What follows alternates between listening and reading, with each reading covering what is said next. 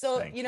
I have to say first that I absolutely loved your book. And it was one of those books where there's an emotion that comes up and you have to put it down and really sit with that emotion.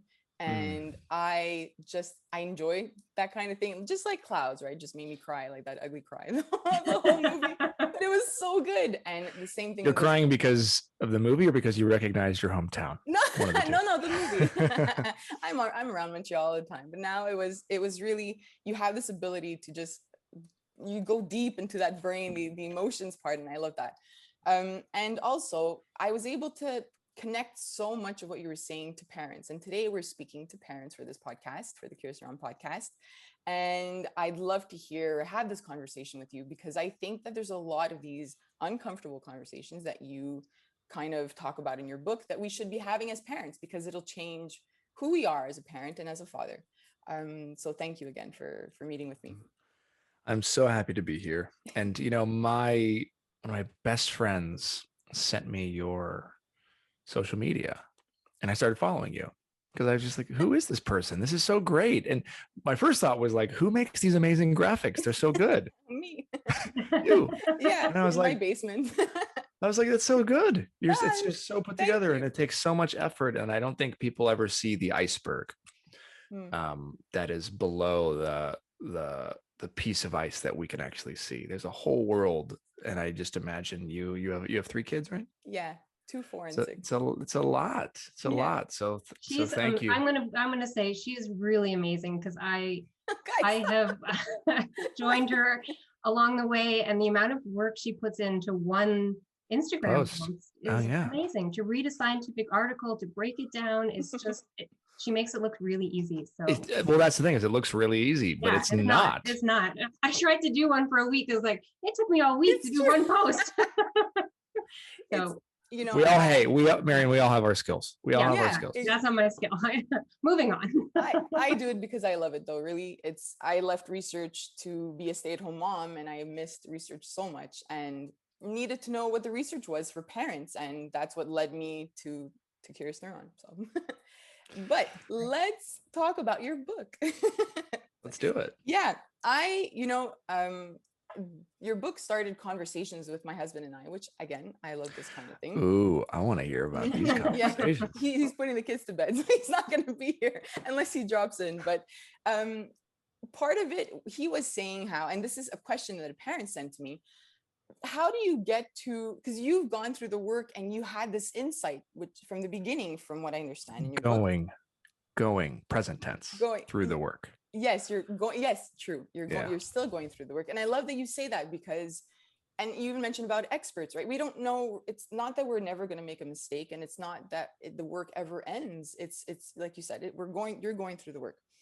However, how do moms or even friends of dads or men break through some of these barriers if they know that they need to start this work? How do we do that? Because we know a lot of men in our surroundings. My husband's Italian, and he was raised he was raised in a way that you have to be the man of the house, you have to man up, and however, mixed in with that, he was lucky enough that emotions were okay in his home, but that's not the way that it is for most. So how can moms or wives start this conversation with their husbands?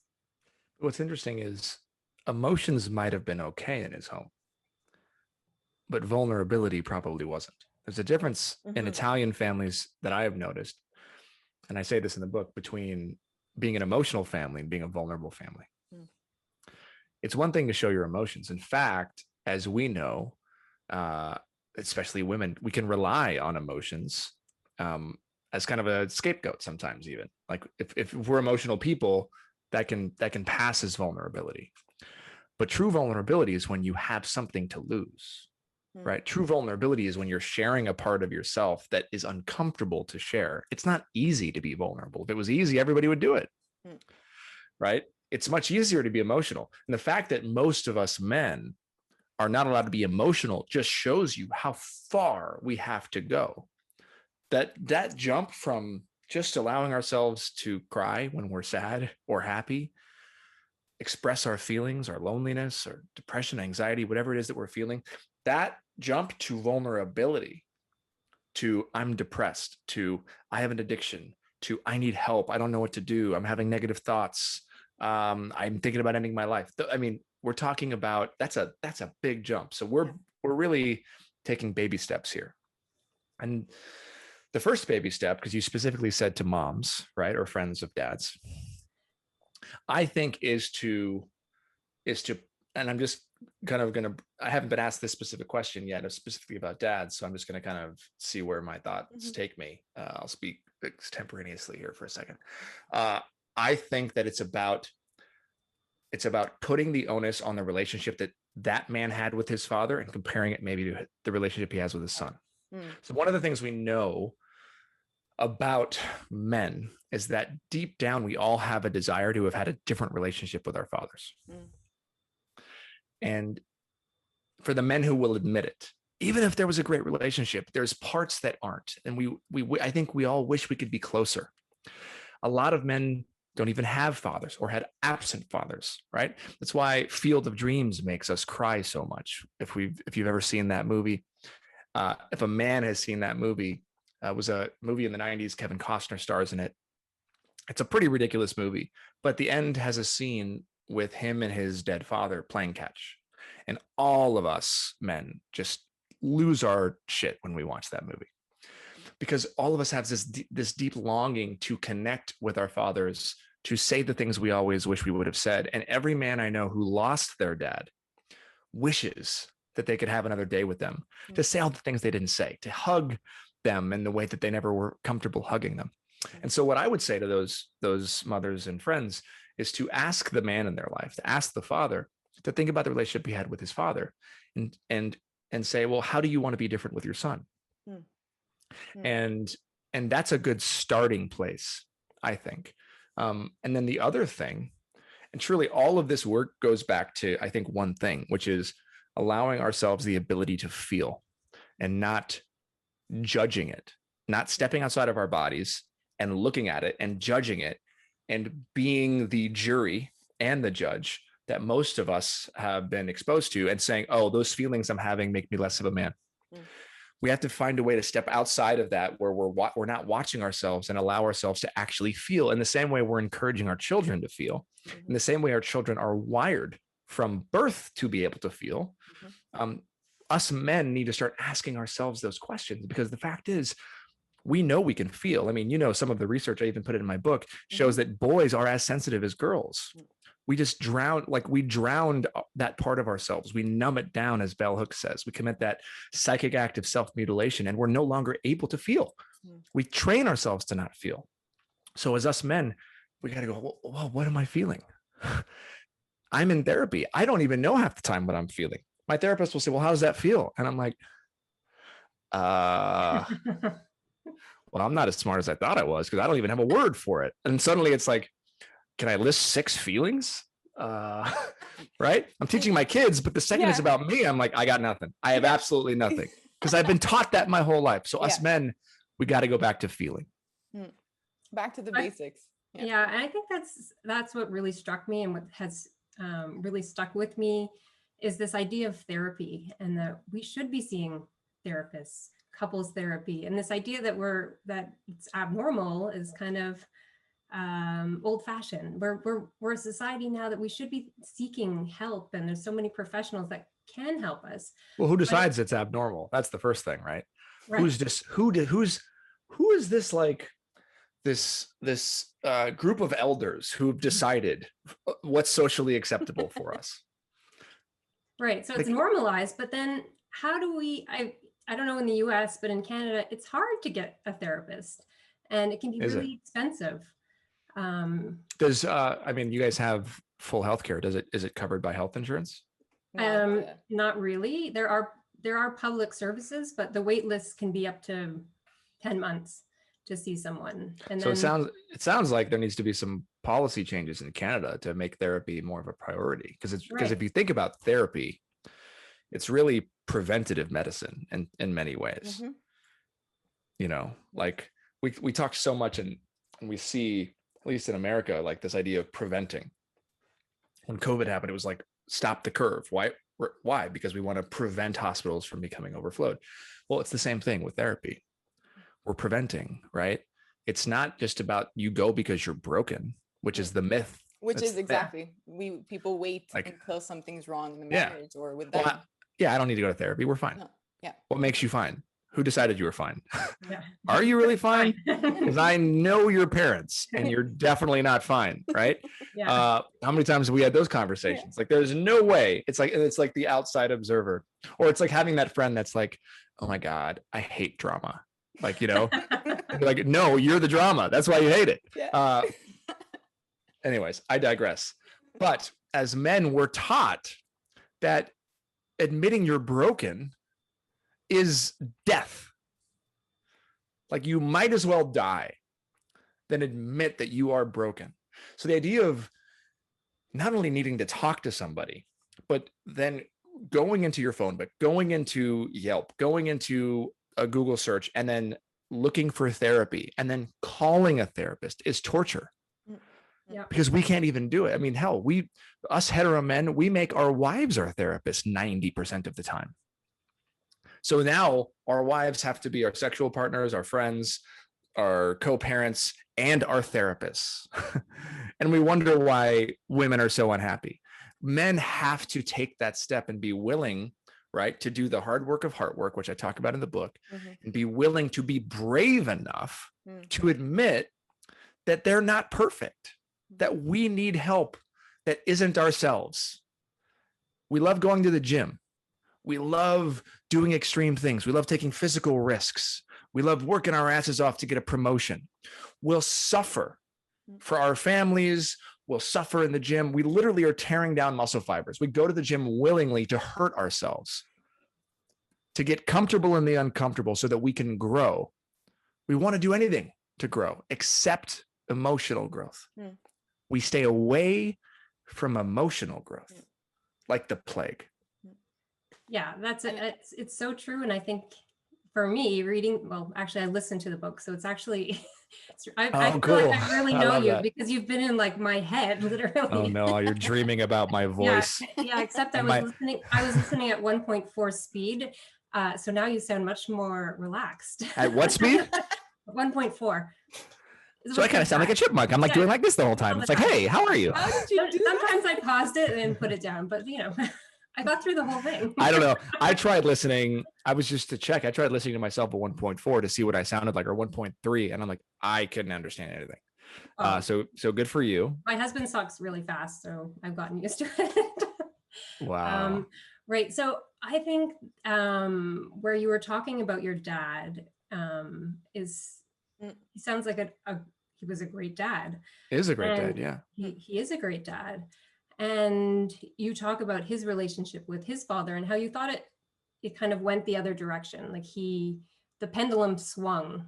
Do you think in your relationship with your son, how do you catch yourself from swinging too far, from catching yourself from doing the opposite of what your parents did for you? Yeah, because again, it's not always about the opposite, because you want to take what works.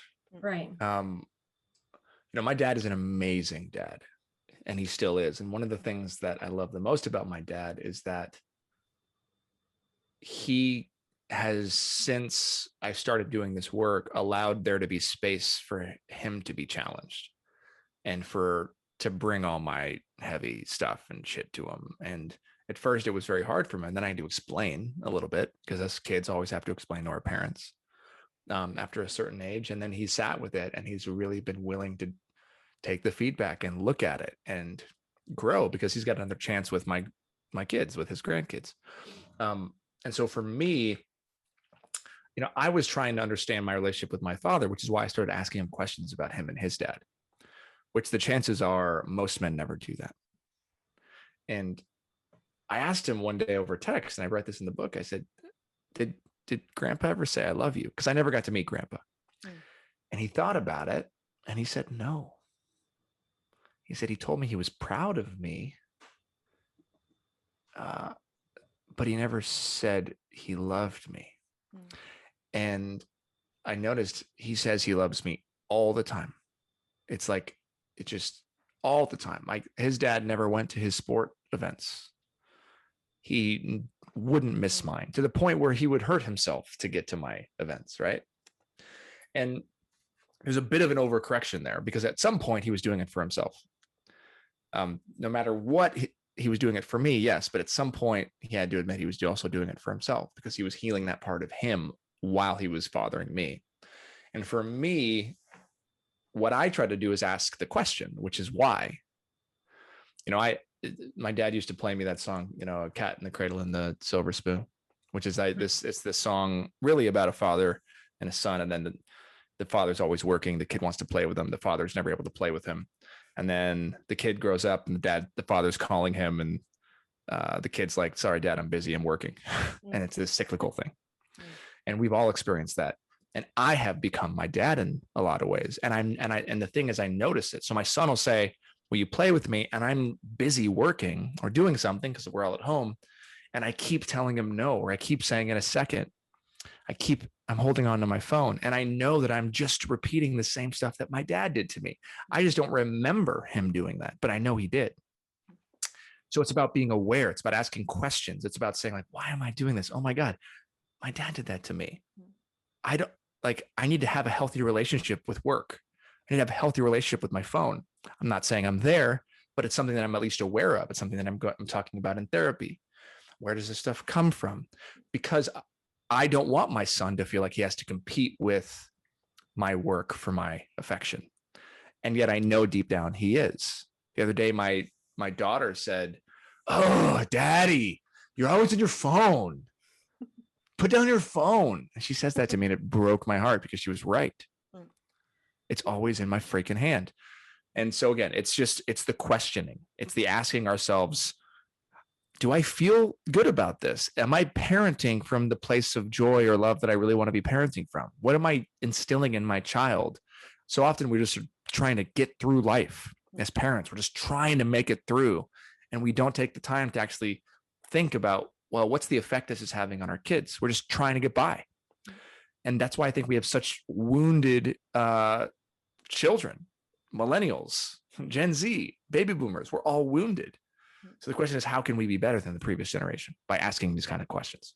I think that's such an important first part as a parent. I think back to when I was a parent for the first time, my husband and I, you don't ask those questions. You think it's hard because your baby isn't sleeping, but the hard part hasn't begun yet. The hard part is once your child's having tantrums. The hard parts are when you need to discipline, and all of your past and everything that you went through with your parents, all that crap comes back, and you're like, hold on a second, I'm yelling and I told myself I would never yell. Or, things that happened to you in the way that you were parented. And I always tell parents, you need to face that, and you need to take the time to, and like you said, ask why are you responding this way?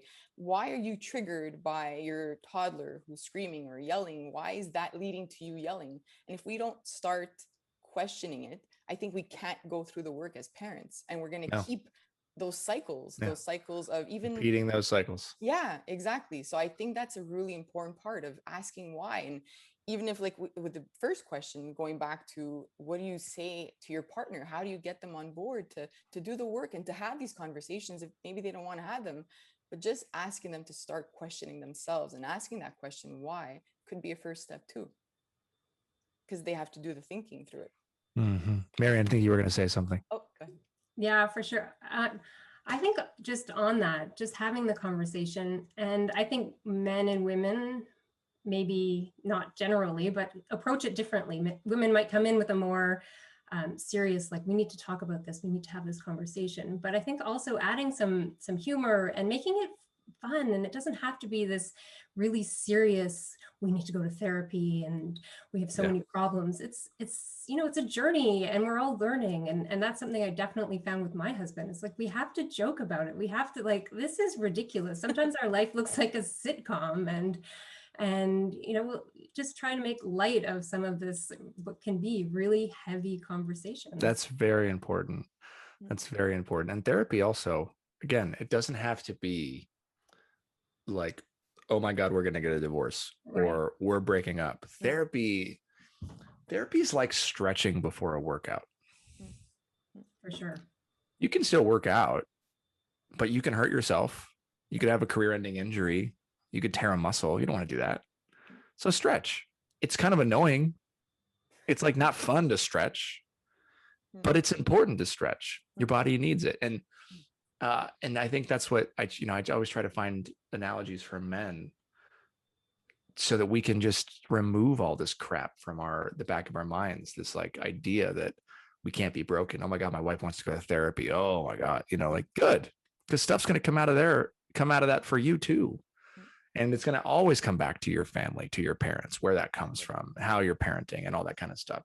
And I also think that a lot of us men don't admit how much we want to have closer relationships with our kids and how sometimes resentful we are of work. I think that we have gotten so lost with, this obsession with work, with providing, right? With this, like we're born men and we have this God-given right where this is our job and we have to sacrifice for our families. And I just don't know if that is right. This idea of sacrifice, because what are we doing? Yes, we're working. Yes, we're paying the bills. Those of us that are in that dynamic in our relationship, but at what cost? We're missing our kids. We're not spending time with our kids. And by the time we get home, maybe we're too tired. Or we want to zone out, and that creates other issues. Right. And then you get into the if you're in a hetero relationship, that dynamic where it's like, well, who's more tired?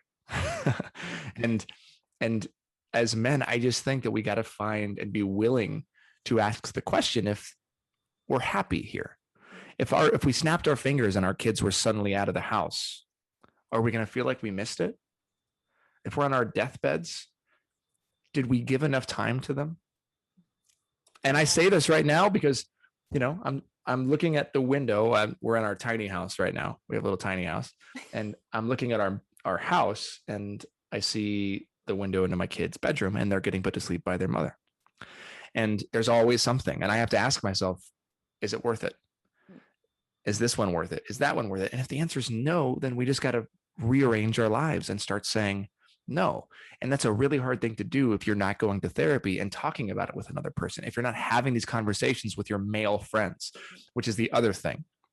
Men need male friends to talk to. We need other men to talk to. And that starts with being willing to share and be vulnerable. I'm not saying be willing to cry in front of another man tomorrow, but it means being willing to reach out and say, hey, do you ever feel like you're missing out on your kids? I feel like I'm missing out on my kids, man. I think it's hurting me. Like it's driving me, it's making me feel weird. And it's like, I'm resentful of my work. I'm taking that on my wife, whatever the situation is that this man is going through. We have to be willing to have community with other men. One, to take that off of the women in our lives and our wives, if we are, again, in a hetero relationship, but also because we need that mirror. We need that other man or that group of men to say, yeah, I feel the same way too, because that's how we feel less alone. And if we can feel less alone, we become happier, we have less repressed emotions, and then we bring that into our marriages and into our families. So definitely relationships with men, therapy, the questioning, and then really looking at our lives and the workforce and saying, like, is there a better way for me to do this? Can I reduce my hours? Can I change things up? Can I find a way to have energy so that when I get home, I can just give them that like 20 minutes of undivided attention? Can I make sure I'm home for bath time? These little tiny things add up over the course of our lives, like compounding interests. And I think when we miss it, we're going to miss it. And it's so easy to let the time pass when you have kids, even like small kids in my home, where weeks pass and months pass and years pass and you haven't started those conversations. And then what? And then you're older and you haven't put that work. And now your kids are older and you've instilled certain beliefs in them, or, things have been created already. You talk about the brain too in your book very well too. But those neuronal connections, they're built and they might have seen certain habits, or even you talk about a relationship in such a beautiful way in your book, and that connection part, asking yourself, how am I going to connect with your wife, with Emily? And we should be doing the same thing, because those little things make a difference. Our kids are watching. They're seeing how we're treating ourselves. They're mirrors. Yeah, absolutely. Yeah, that's a great point. They're just modeling our behavior. So if we can set up some positive relationships within our home, they're soaking it all up. Their brains are just like little sponges. Especially this past year, a lot of parents have reached out to me and voiced how their marriage is struggling. They're struggling with the relationship with their kids, but it comes down to them, to themselves. They need to put the work into it, and they need to start that work. Yeah. But yeah, it's so easy to let the time pass, I think, with and ignoring all this. Being a parent is the only time you feel nostalgia for the present. Yeah. It's one of my favorite quotes. Well said. Yeah. Another part of your book that really marked me, and I have 2 boys and a girl, and you know, we can do everything we possibly could within our home. We could work on their emotions since they're, you know, as of, you know, a young age. We could work on ourselves, and we can work on our relationships. But there will be that moment where they're no longer with us, where they're with friends and they're out and about. And you talk about a moment, and this was one of the parts where I had to sit with it, and it really brought, like, Oh, I know where this is going. Yeah. Yeah. It's wait, I wrote his name. Jake. Was it Jake? We don't Yes. have to give details, but I want to bring up, you know, the stats, and again, having 2 boys, I know that they'll be in this environment now. They have iPhone, they don't, but they will maybe one day have iPhones and tablets, and social media has changed. They will be introduced to porn. They will be introduced to moments where they might be put in an uncomfortable situation. And we talk about body boundaries, and we talk about consent in our home.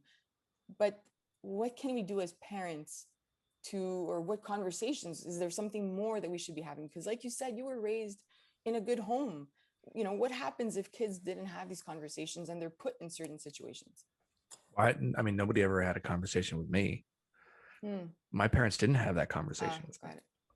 My parents didn't have the sex conversation or the porn conversation. I mean, I'm 37. So I was it was like dial-up internet was starting, you know, when I was 10. And what's scary now is that what I was exposed to at 10 was like pictures of naked women that took like a minute to load. Actually, my husband was saying the same thing to me yesterday. It was like, it took a minute to load.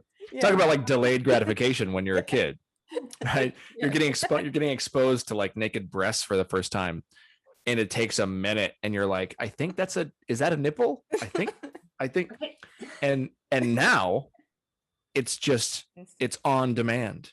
Anything that you could imagine, the weirdest shit that exists in the world. And that's what's terrifying. And what I had to learn was that it wasn't my fault. You know, as you know, being a brain expert, right? A neuroscientist, is we like when you are exposed to these things at an early age, especially in a culture like ours in the West, where women's bodies are so sexualized and objectified and hidden on purpose, right? And so it becomes taboo. It becomes like this thing we covet or we're curious about. And you mix all of that in with all of the emotions that a young boy is going through, and the bullying and the shaming and the body changing and the experimenting and the not knowing who they are and the voice changing and suddenly, you know, being attracted to other people. It's like all of this gets kind of like compounded and meshed together and built into these neural pathways. So, you know, if I'm 11 years old, and even if I don't even have an erection, but I'm looking at, you know, internet porn, when I'm feeling sad or lonely, right? Because it's exciting, then both my body's saying, oh my God, this is exciting, give me more. And it's also memorizing the fact that I'm feeling terrible about myself and I'm feeling lonely. And so naturally, of course, when you get older, your body's and your brain's going to just go straight to that. Oh, you're feeling sad. You need that thing. You need that cookie, right? It's the reward center of our brain. And it's the dopamine rush. It's all of these things together. It's random reward theory. It's what casinos are built on, and Tinder and Instagram. It's the endless scrolling. It's what's going to happen next. And we're just flooding our brains with these chemicals that are not supposed to happen, right? Because in general, like, I mean, you correct me if I'm wrong, I believe dopamine is a survival chemical. It's activated by water after a run. It's here to help us survive, right? It tells us the things that are good, right? Like, empty your bladder. That's a good thing. Like, so then all of this stuff starts happening, and you don't even realize it, but you start to form this unhealthy relationship with fill in the blank. Now it's happening with Instagram. Now it's happening with TikTok. Now it's happening with you name it with kids. And of course, porn. So that's inevitable now. So the question is, what are we doing to prepare them for it? And that's what never happened for me. I don't think you can ever stop it from happening. There's no amount of parenting or teaching that will ever get your kid to not be curious about a thing that everybody else is curious about. And you mix that with biology and hormones. It's like, what are you going to do? So we have to have the conversations at an earlier age than I think we're ready to as parents. And I think even the most woke people are afraid to have conversations. It's like, what age is ready? And then God forbid you're in a religious household, right? You think you want your child to not have sex until they're married, but you're not going to talk to them about what sex is? They're already having it. They're 12, 13-year-olds. They're already having it now because it's available to them. So we have to start early. And that's a scary thing to even think about, especially for moms, really. And then for dads who never had the talk for themselves, what do they say? Most men I know, they don't even know what consent is. Nobody talks to them about consent. College boys, when I go speak at college campuses, half of them don't know what consent is, right?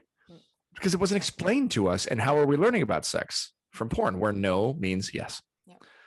So there's all these things that we have to start putting in our boys and our girls' heads. As an example, we tell Maya and Maxwell, no means no. You start, boom, 3 years old.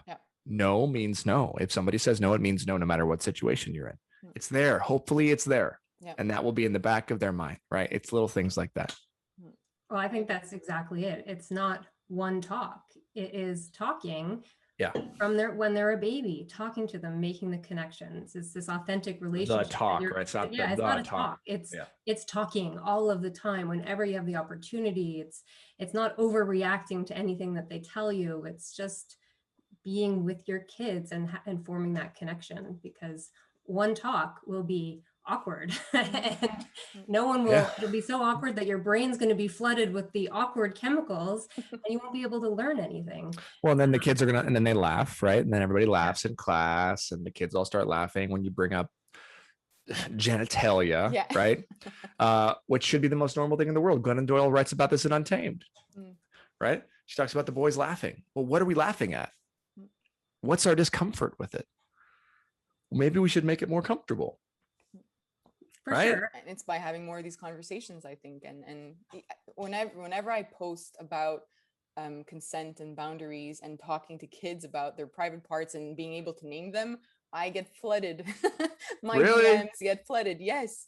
And like you said, culture plays a part with it. It plays a big part too. And also, let's say grandparents, where, God forbid, a 2-year-old says penis in front of their grandmother, you're in trouble. Where, it's still going on. And we wonder why. We wonder why, 1 in 4 women over the course of their lives will be sexually assaulted or raped. We wonder why 1 in 5 boys before the age of 10 will be molested. We wonder why. It's right there. It's in your DMs. If you're a parent listening to this, it's because of you. I'm sorry. We are not talking to our children about their bodies or about sex, which is the thing that makes the entire world go round. None of us would be here if we didn't. And we want our kids to have healthy relationships to sex and love. If we make it taboo, if we're afraid to talk about it because of our own shame, well, that's something you got to deal with in therapy. Because 95% of us, and I just made up that number, so don't Google it, have some sort of unhealthy trauma related to sex, whether we want to admit it or not. And that is what you're bringing it down and parenting your kids with. So our inability to be vulnerable and awkward and uncomfortable with our kids whose bodies are changing is only going to force them to learn outside of the house. Exactly. Yeah. And when they learn outside of the house, guess who's not in control of the narrative? You. And how many people do I know in my own family, my own Italian side of the Catholic family or the Jewish family, who just want to be willingly, blissfully ignorant about anything that has to do with sex in their family or their kids. Oh, no, they couldn't be. Oh, no, they couldn't be. Well, how would you know? You're not talking about it with them. Change is uncomfortable. And I think that's what we need to remember, is that if we're having these conversations and it's uncomfortable, it probably means that something is changing and it's good. So we got to just keep the conversation going. And I think you're doing great work, great service to be having these conversations and getting out there, and not just keeping it within our own families, but helping others around us and doing what we can. Yeah. And I want to clarify one thing I said earlier too, because inevitably there's context collapse, and we take things out of order, or don't always heed the meaning. When I say specifically all these things are happening, and if you're somebody who is not willing to talk about it, it's because of you. I don't mean that the girls are being sexually assaulted because of you. What I'm saying is your unwillingness to talk about it, and to become and step out of your discomfort and step into that uncomfort and be willing to talk about it, is perpetuating a taboo that is causing our children to go and search and look and experiment and explore, because they're not getting answers from the safe place, the people that they trust. And it's putting them in situations where that can happen to them. Right. So if we know at an early age that, especially to our boys, knowing the numbers, if we tell our boys at an early age that the only people that can touch your pee-pee, the only people that can touch your penis are mommy and daddy, or grandpa and grandpa if they're helping clean, or whatever it is. And if somebody ever does, this is what you do. We have to do that. Yep. The only reason we wouldn't is because it makes us uncomfortable. Okay. And if we're not willing to do it, right? If we know the numbers, 1 in 5, that's one of every basketball team player. That's one of every starting lineup at a basketball team, right? That's generally 5 or 6 kids in a classroom sometimes. And the reason those boys or girls are not prepared for that moment is because they didn't know. They thought it was okay. We have to blame ourselves. We have to. And that's an uncomfortable thing to look at. But if we're not having those conversations, who's going to have them? Our schools aren't going to have them. Somebody's got to have them. And the reality is we live in an unsafe world. And we know that hurt people hurt people. And all of us, men, women, non-binary folks, anybody who's a parent, we want our kids to grow up and be safe. We want to protect them. We want to make sure that they go out in the world. And the reason it's so scary is because there's bad people out in the world. There are hurt kids who grew up to be adults who now hurt adults. And if we want to have any chance of a future with unity and with kindness and love, it starts with us as parents getting uncomfortable, putting our shit aside, going to therapy, and being willing to have these what we think are crappy conversations at such an early age to prepare them for the world. Exactly. We have to. Yeah. I know. I was going to end our conversation by asking, how do we change everything for the next generation, for our children? But I think you've really... By changing ourselves. Exactly. I think you just nailed it there. So I say in the book, it starts in the mirror, right? We think, like, even social media activists and people with platforms and celebrities, and we always are like, oh, it starts, I got to do this and I got to do this. And we think that it's about the audience, and we think that it's about changing the world. Well, you cannot change the world until you change yourself. I grew up in the Baha'i faith, and the Baha'i faith, the purpose of the faith is unity. And we're told straight up that unity cannot spread to the globe, to the country, to the state, to the city, to the town, to the block, unless it starts in the house with you and your family. So if your family's screwed up and you're not having conversations with your family, and you won't talk to your husband about what he's going through, or you're a husband not talking to your wife about what she's going through, or whatever relationship you're in, and you can't talk to your kids about the real stuff, you can't go out in the world and fix it. Yeah. You gotta start in your own house, which is why you start in the mirror. That's a good place to start. Thank you.